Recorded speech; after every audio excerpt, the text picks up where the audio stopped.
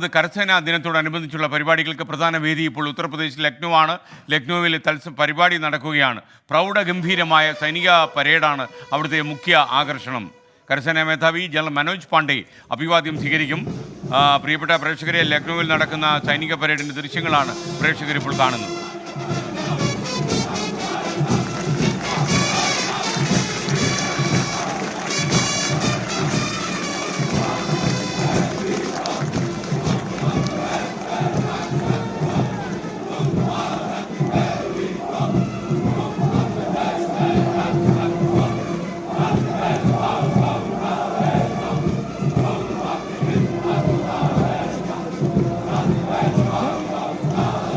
देवी और सज्जनों, कदम से कदम मिलाते मार्चिंग कंटिंजेंट्स प्रवेश कर चुके हैं।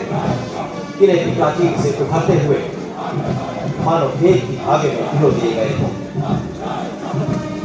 പരേഡിന്റെ വിശദാംശങ്ങളുമായി ആർ അച്യുതൻ നമുക്കൊപ്പം ചേരുന്നു. അച്യുതൻ, മറ്റെന്ത് വിവരങ്ങളാണ് നമുക്ക് ലഭിച്ചിട്ടുള്ളത്? SKN 76ാമത് കരസേന ദിനത്തോടനുബന്ധിച്ചുള്ള പരേഡുകളാണ് ഇപ്പോൾ പുരോഗമിക്കുന്നത്. വിവിധ ആർമിയുടെ തന്നെ വിവിധ റെജിമെന്റുകളാണ് ഈ പരേഡിൽ ഇപ്പോൾ പങ്കെടുക്കുന്നത്. ഇതിൽ നേരത്തെ ഓരോ റെജിമെന്റുകളെയും കുറിച്ച് അതിന്റെ വിശദാംശങ്ങൾ നൽകിയിരുന്നു. ഇതിന് പിന്നാലെയാണ് വിവിധ റെജിമെന്റുകൾ ഇപ്പോൾ ഈ പരേഡ് ഗ്രൗണ്ടിൽ, ലക്നൌവിലെ GRRC പരേഡ് ഗ്രൗണ്ടിൽ പ്രൗഢഗംഭീരമായ പരേഡ് കാഴ്ചവെക്കുന്നത്.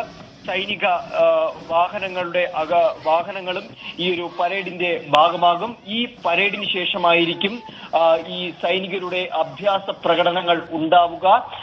ബൈക്ക് സ്റ്റണ്ട് ഉൾപ്പെടെയുള്ള അഭ്യാസ പ്രകടനങ്ങൾ ഈ പരേഡിന് പിന്നാലെയായിരിക്കും ഉണ്ടാവുക. ഇത് രണ്ടാം തവണയാണ് ഡൽഹിക്ക് പുറത്ത് ഇത്തരമൊരു ആഘോഷ പരിപാടി സേന ഒരുക്കുന്നത്. കഴിഞ്ഞ തവണ ബാംഗ്ലൂരിലായിരുന്നു ഈ കരസേനാ ദിനത്തോടനുബന്ധിച്ചുള്ള വേദി. ഇത്തവണ ലക്നൌവിലെ GRRC പരേഡ് ഗ്രൗണ്ടിലാണ് ഇപ്പോൾ ഈ 76ാമത് സൈനിക പരേഡ് പുരോഗമിക്കുന്നത്.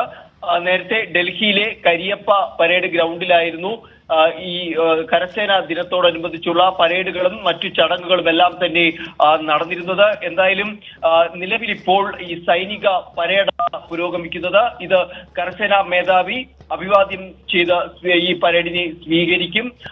ഒപ്പം ഇന്ന് വൈകുന്നേരം ശൗര്യ സന്ധ്യ എന്ന് പറയുന്നൊരു പരിപാടി കൂടി നടക്കുന്നുണ്ട്. അതിൽ പ്രതിരോധ മന്ത്രി രാജ്നാഥ് സിംഗും പങ്കെടുക്കും. ഇന്നലെ ഈ ദിനത്തോടനുബന്ധിച്ച് തന്നെ കരസേനയുടെ തന്നെ ഒരു ബാൻഡ് സംഘം കലാസന്ധ്യ എന്ന് പറയുന്ന ഒരു പരിപാടി ലക്നൌവിലെ അംബേദ്കർ പാർക്കിൽ നടത്തിയിരുന്നു. വലിയ രീതിയിലാണ് ആഘോഷമാകുന്നത്. ഇതേ സമയത്ത് തന്നെ ഈ രാജ്യത്തുടനീളമുള്ള പലയിടങ്ങളിലുമുള്ള കരസേനയുടെ ആസ്ഥാനങ്ങളിലും സൈനിക പരേഡും മറ്റ് ആഘോഷ പരിപാടികളും പുരോഗമിക്കുന്നുണ്ട്. ഈ ഒരു വേദിയിൽ, ആഘോഷങ്ങളുടെ വേദിയിൽ തന്നെയായിരിക്കും സേനാ മെഡലുകളും ബഹുമതികളും വിതരണവും നൽകി. ആർ അച്യുതനാണ് വിവരങ്ങൾ നൽകിയത്.